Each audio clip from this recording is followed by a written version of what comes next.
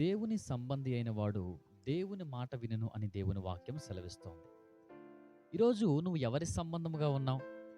నీ జీవితంలో అనేక మార్లు నీవు ఆశీర్వదించబడకపోవడానికి గల కారణం నీ స్వచిత్తం ఏంటో నువ్వు చేయాలా?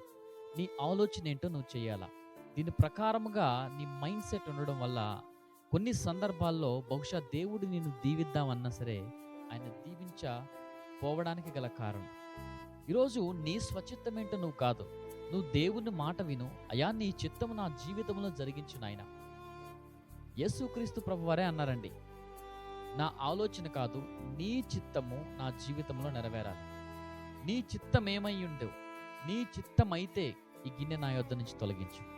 ఈరోజు మనము దేవుని సంబంధిగా ఉండి దేవుని మాటలను కానీ ఎప్పుడైతే మనం వినడానికి మన హృదయము ముందుకు వెళ్తుందో అనేక సందర్భాల్లో నువ్వు ఎక్కడెక్కడ పడిపోయావో తిరిగి అక్కడ దేవుడు లేవనెత్తగలిగిన దేవుడు.